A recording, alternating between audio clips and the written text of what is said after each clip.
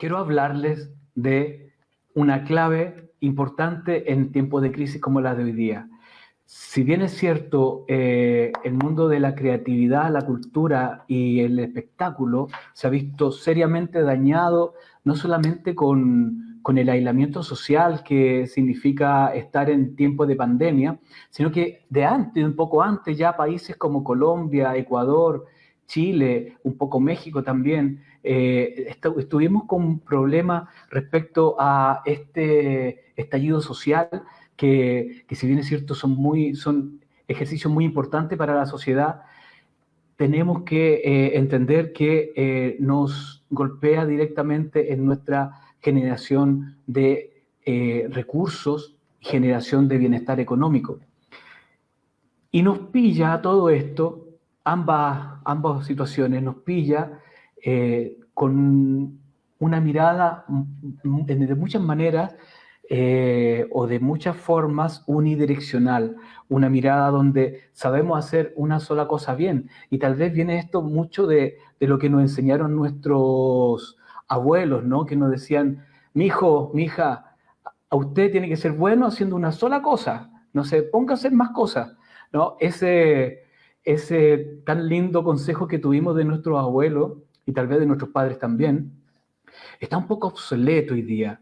Hoy día que vivimos en una época de abundancia, ¿no? Hoy día los contenidos donde estamos nosotros hoy día instalados, la industria creativa, no han tenido nunca jamás más espacio en la humanidad.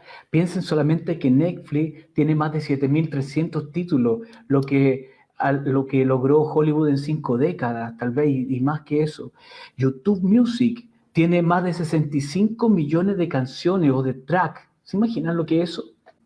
Estamos hablando de una época donde la abundancia es infinita, ¿no? Ya lo dicen varios autores, lo dice Chris Anderson en la economía long tail, lo dice también Peter Diamandis, que cuando escribió el libro Abundancia. Lo importante es entender también cómo ha cambiado el consumo y cómo también cambia las perspectivas de lo que hacemos. Si nos ponemos a trabajar siempre desde la obra o desde el producto, somos productos céntricos, vamos a tener graves dificultades. Yo sé que en emprendimiento han escuchado muchas veces hablar de que la solución a una necesidad es lo importante, y es cierto, es una manera de mirar las cosas desde el cliente, desde el público céntricamente, y no productocéntricamente, o puede ser también obracéntricamente si estamos hablando de arte y cultura. Hay que tratar de mirar hacia afuera. ¿Y por qué es importante mirar al público, ¿no? Que me quiero detener en conceptos de público. Porque en el público está la disposición de pago, ¿no? Está la retribución económica que deberíamos conseguir de ellos. Porque con el público tenemos un vínculo afectivo, generamos conexiones emocionales con los públicos. Y los públicos quieren devolver también esa afectividad a través de la retribución económica. Es decir, que ellos están dispuestos a entregarnos un pedacito de su corazón y de su presupuesto porque simplemente quieren tenernos ahí y porque les hacemos bien con nuestra música, con nuestro arte, con nuestras gestiones, con nuestras creaciones, todas, ¿no? El consumo ha cambiado. Antes el consumo era heurístico, que se le puede llamar. Significa, tengo una necesidad y entonces consumo una solución. Ya, eso es lo que se hacía en la época laborista, según este filósofo, gran filósofo que murió hace muy poquito, ¿cierto? Zygmunt Bauman, que escribió Modernidad Líquida, que está muy bueno, se lo recomiendo. Él planteaba de que cambió el consumo. La gente antes consumía por necesidad, ¿ya? Y fíjense, esto es importante, todas las herramientas que enseñamos en emprendimiento son herramientas básicamente heurísticas, es decir, identifico una necesidad y construyo o creo una solución. Pero, ¿cómo le preguntamos a un músico, por ejemplo, cuál es la necesidad de mercado que soluciona tu canción? No podríamos preguntar eso hoy día, porque en el emprendimiento creativo no todo es heurístico, sino que el consumo también es emocional. Le voy a poner dos casos. Antes la gente se compraba automóviles y los automóviles envejecían con la familia. Dígame si no pasaba eso, la gente le ponía nombre al auto, era un miembro más de la familia.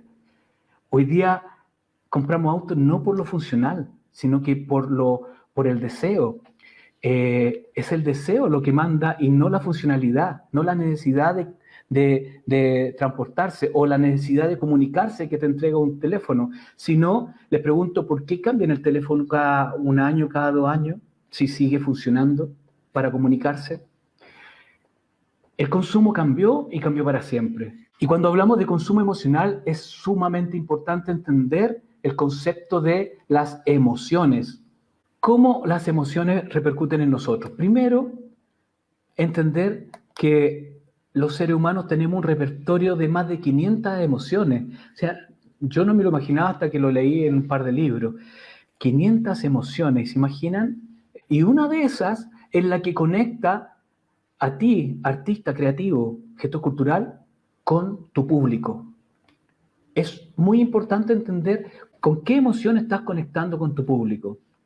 Y cuando tenemos eso, podemos entonces fácilmente empezar a construir nuestra forma de relacionarnos con ellos, nuestro relato, nuestro storytelling y todo lo demás, ¿no? El año 2014-2015 trabajamos una investigación de buenas prácticas de emprendimiento creativo y cultural. Y de ahí tomamos más de 90 casos de emprendedores que habían pasado ya el Valle de la Muerte, que se llama, que los primeros 3 años, y seguían con sostenibilidad económica.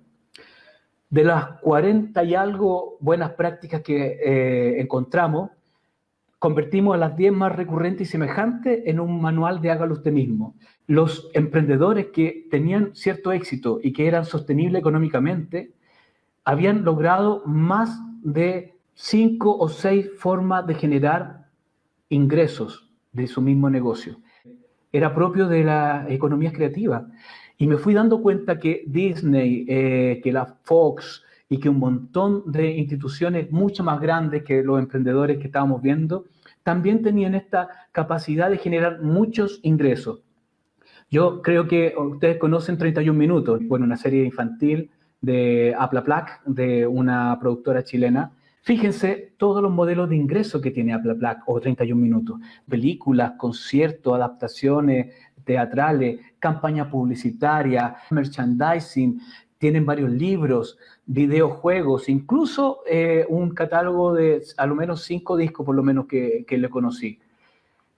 Ahí pasaba algo, ahí pasa algo. Hay un fenómeno natural que hace que las economías creativas puedan diversificarse, ¿no? David Bowie prácticamente después de sus 50 años empezó a hacer un montón impresionante de formas de generar ingresos. Y de las que más me llamó la atención, aparte de los videojuegos, el cine, productor musical y catálogo musical, fue los Celebrity Bonos que se llaman, pero él lo inventa. Vendió bonos por 55 millones de dólares para repartir las regalías futuras que le iban a generar los 25 discos anteriores. Tenía también su propia compañía de internet y tenía los mails bowie.net. Entonces, mucha gente estaba tan interesada en estar ahí porque querían tener un bowie.net. Entonces, se convirtió eso en una plataforma de gestión de fans que, entre otros, Madonna le compró servicios para poder gestionar a sus fans. Y nos dimos cuenta que al centro hay algo que es más esencial que el producto final, que viene siendo una propiedad intelectual o un derecho, o una marca, una patente, lo que sea, sino que hay una unidad creativa. Ahí al medio está Bowie, está 31 Minutos, están todos... todo lo que genera esa conexión emocional. Y lo que conocemos como patentes, productos, merchandising y todo lo demás son derechos de propiedad intelectual que están alrededor de esta unidad creativa. Entonces, caramba, nos encontramos con una cosa nueva que no estaba en los libros, no está en la OMPI, esto de la construcción de una unidad creativa que es la que conecta emocionalmente. Y luego todos los demás son los argumentos de transacción, de cambio, son lo que hacen que la gente pueda pagar, retribuir económicamente a este Bowie, a estos 31 minutos. Y ahí me detengo también un minuto porque hay 4 investigaciones interesantes, muy importantes que están ahí, que dicen lo mismo, en palabras más, palabras menos, dicen que solo el 6% de los creativos saben monetizar su propiedad intelectual. O sea, estamos súper al debe. E incluso Jay Walker, que es uno de los magnates de las patentes de propiedad intelectual en Estados Unidos, declara que el 95% de las patentes que se generan jamás salen al mercado. Claramente tenemos que aprender a generar monetización de nuestras obras, de nuestras creaciones, y generar derecho de autor, ¿no? ¿Por qué? La propiedad intelectual es el patrimonio del creativo, así como la tierra es el patrimonio del agricultor, así como las máquinas son el patrimonio del fabricante. La propiedad intelectual es el patrimonio del creativo. Si tú quieres una vejez digna, tienes que generar propiedades intelectuales que a la vez también aprender a monetizarla. Bien, imagínense lo siguiente, imagínense Paul McCartney.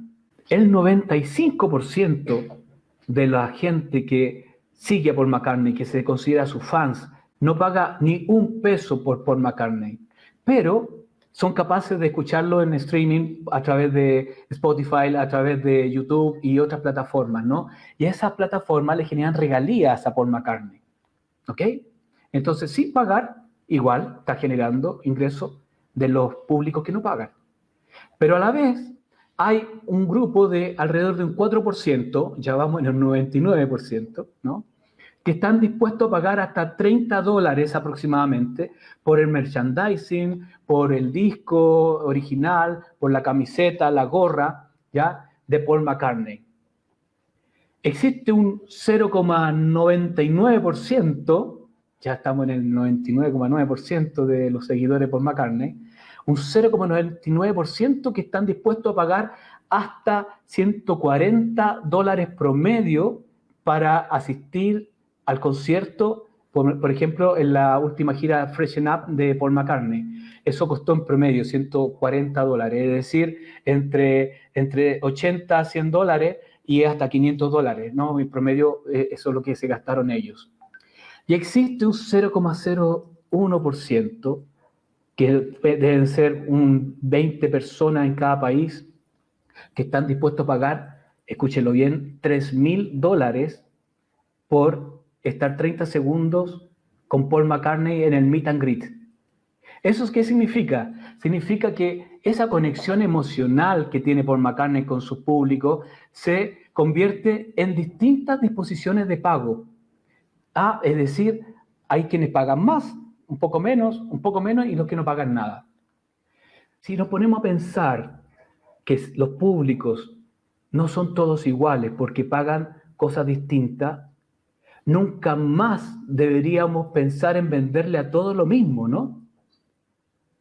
Nos cambia todo, porque resulta que si estamos a todos vendiéndole la misma cosa, entonces estamos perdiendo mucho valor hacia arriba y hacia abajo.